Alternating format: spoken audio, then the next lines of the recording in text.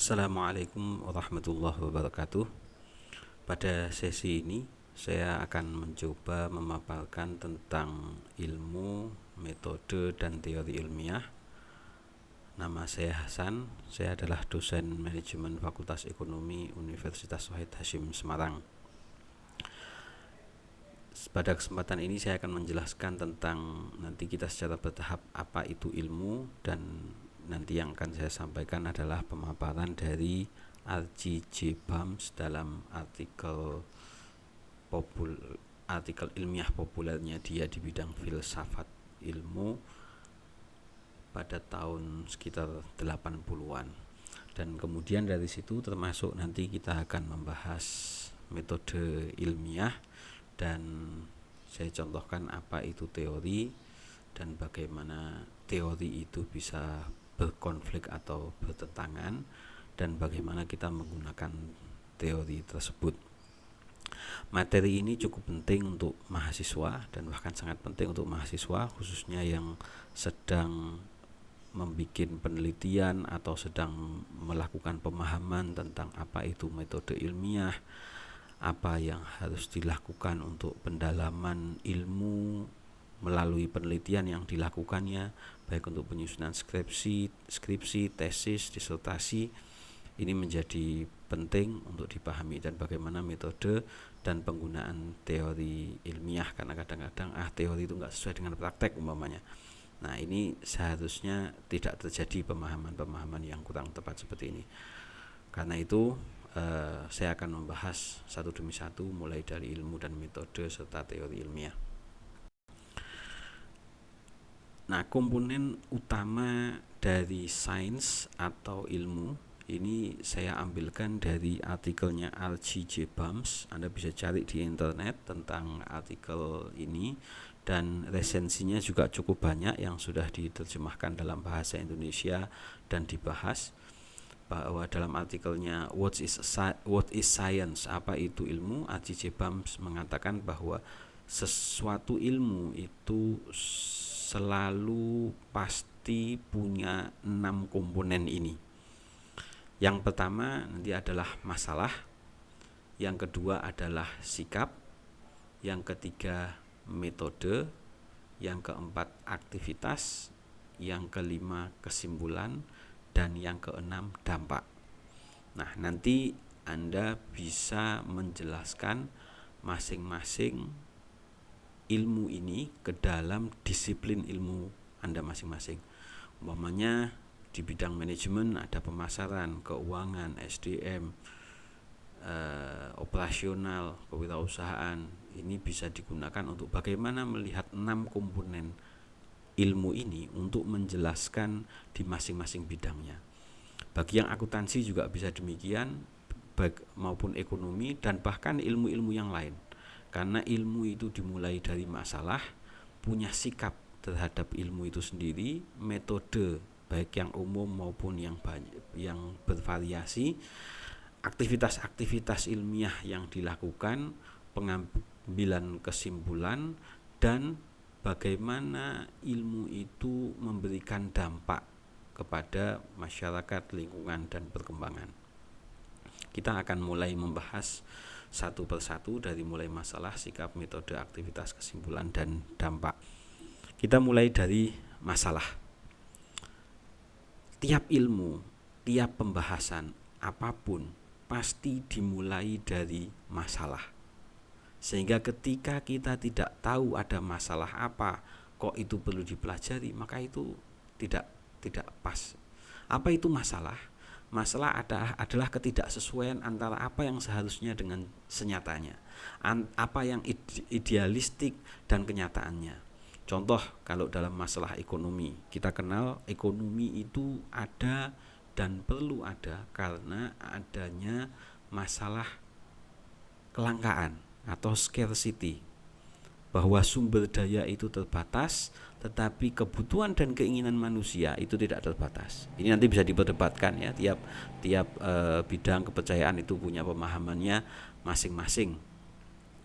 Apakah betul bahwa itu kelangkaan? Nanti ekonomi Islam akan menolak masalah kelangkaan, tapi masalahnya adalah pada perilaku manusianya gitu ya.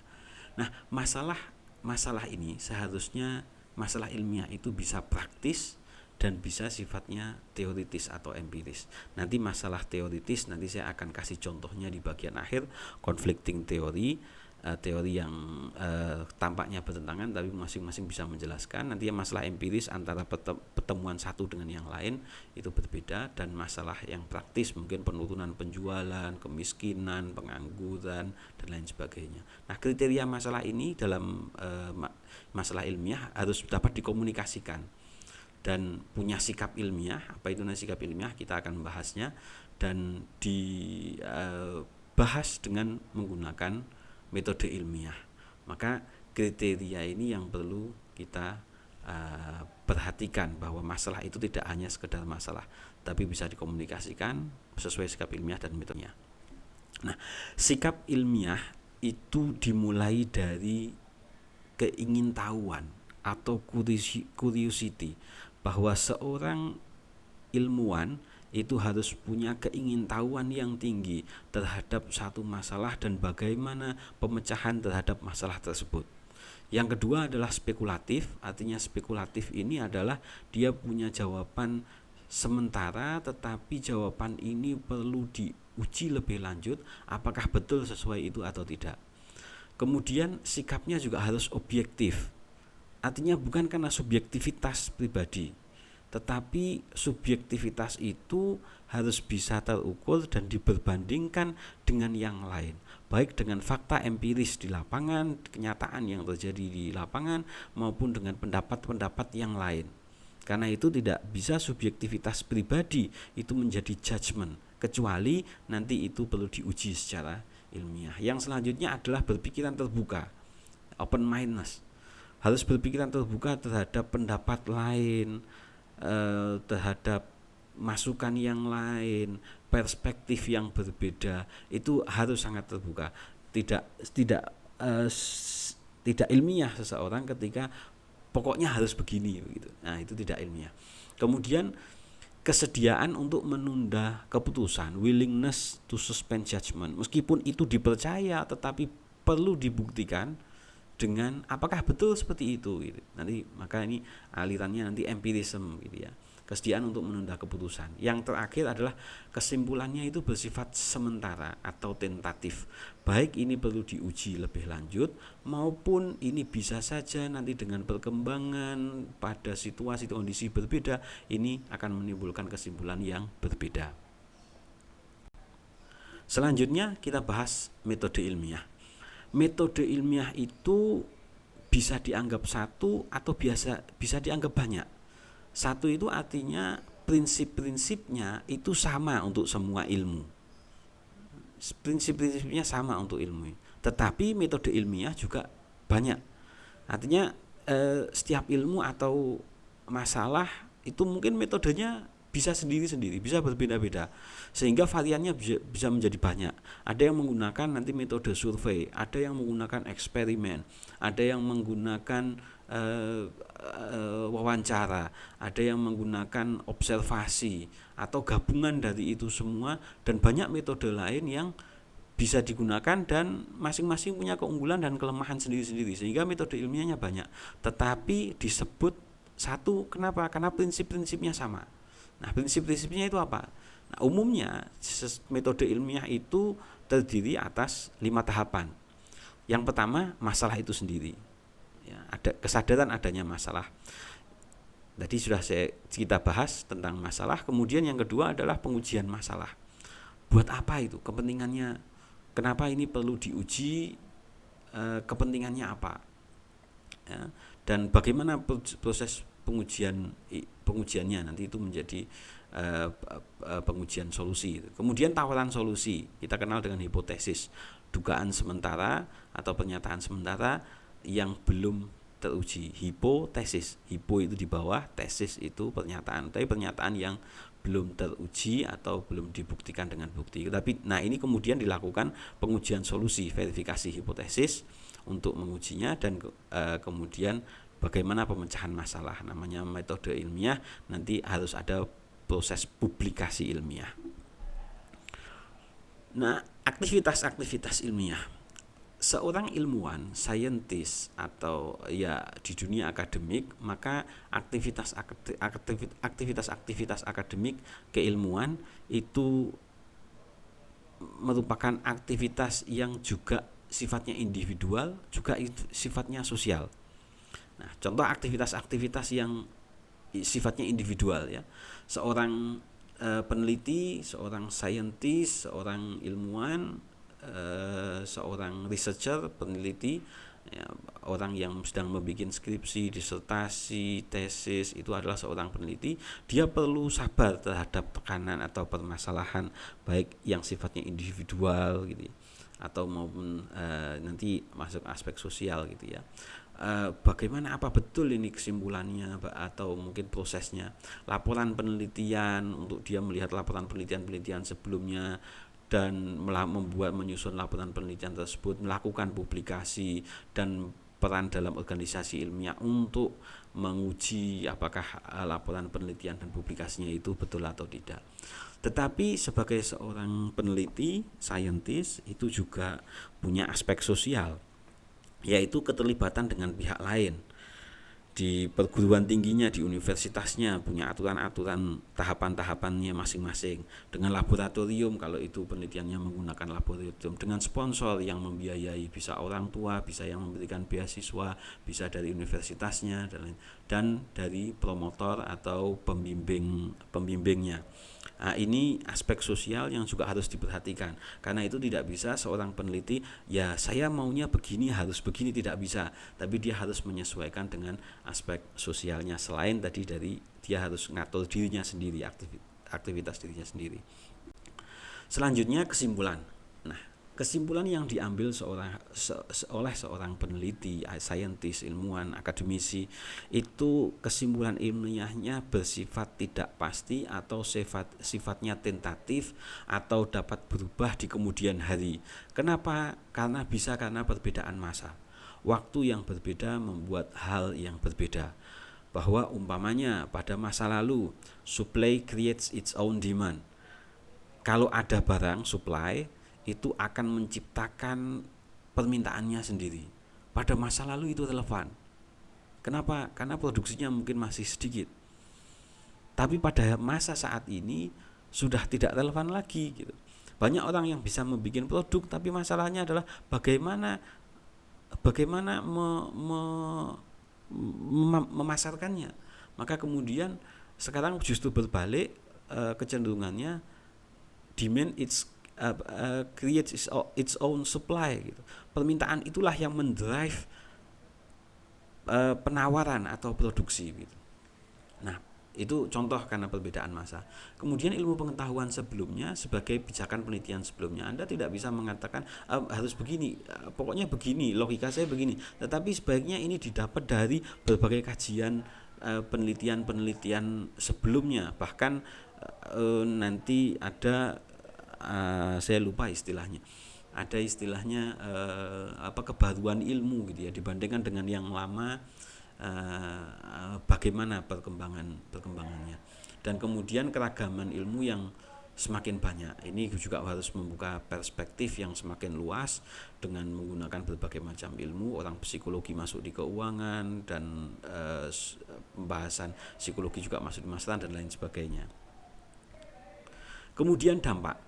Nah, inilah yang juga menarik, bahwa ilmu hasil penelitian atau hasil kajian itu apa dampaknya terhadap masyarakat, peradaban, teknologi, industri. Nah, ini menjadi hal yang juga perlu dipertimbangkan. Maka bisa saja ini sudah dikaji banyak kajiannya ya, terus apa dampaknya, apa kebaruannya gitu.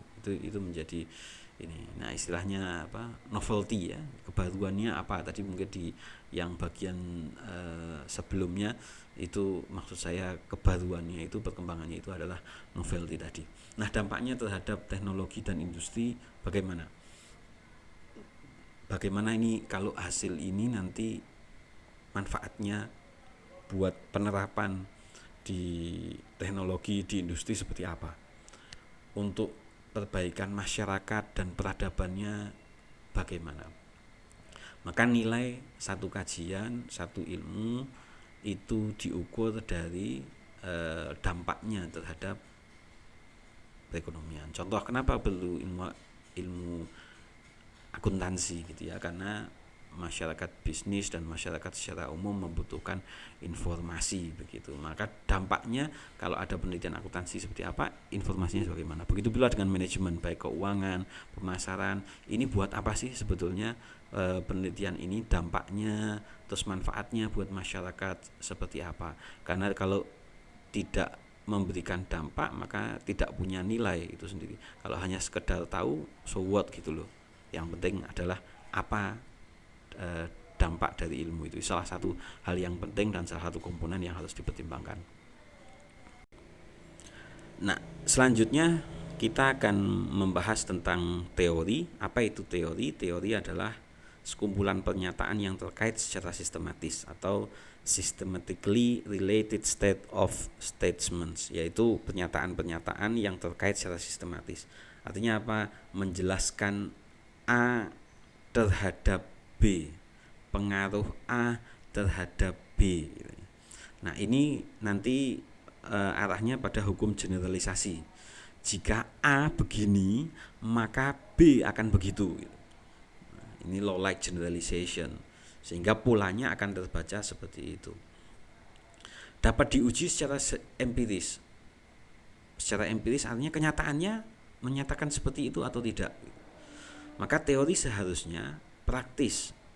Teori seharusnya bisa menjelaskan praktek. Kalau teori tidak relevan ke praktek, maka jangan-jangan teori yang digunakan salah gitu.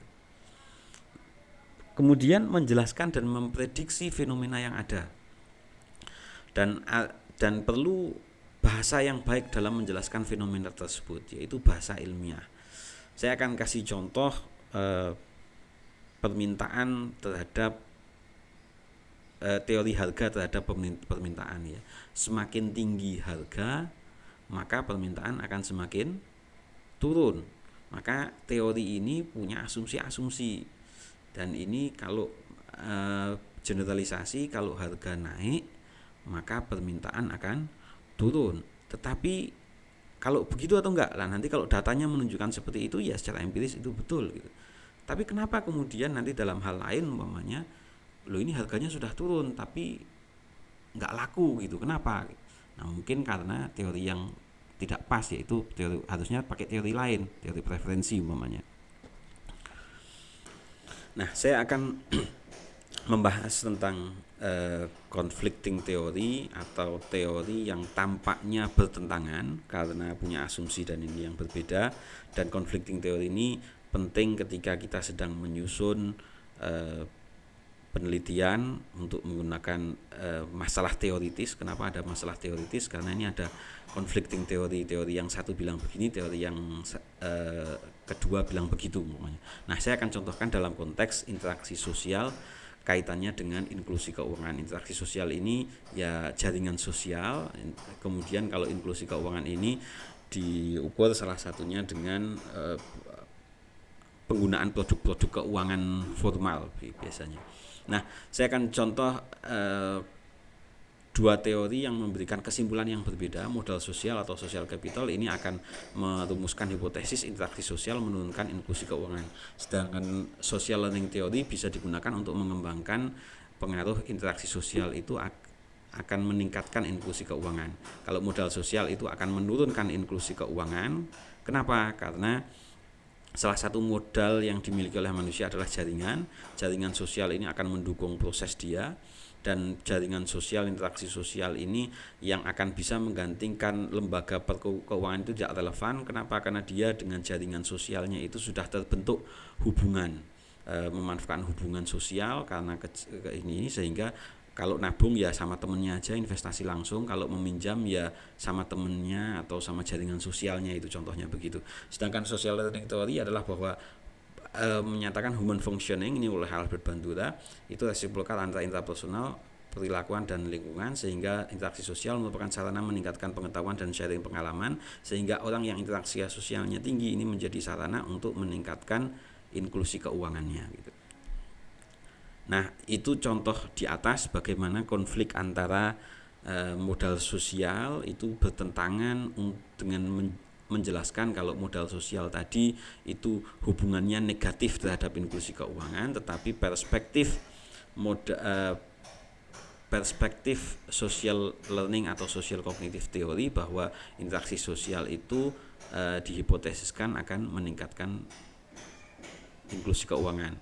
Kalau teori modal sosial berarti menjelaskan hubungan negatif, kalau teori social learning kognitif bisa digunakan untuk menjelaskan hubungan yang positif. Nah, untuk menjelaskan, untuk menambah pemahaman Anda, coba ini tugas untuk lebih menjelaskan ini fenomena di bidang Anda sendiri, untuk mengidentifikasi dua teori di bidang Anda yang menjelaskan satu fenomena dengan perspektif yang berbeda. Tadi saya contohkan satu fenomena interaksi sosial terhadap inklusi keuangan. Nah, Anda mungkin bisa cari yang lain gitu ya, di bidang keuangan, di bidang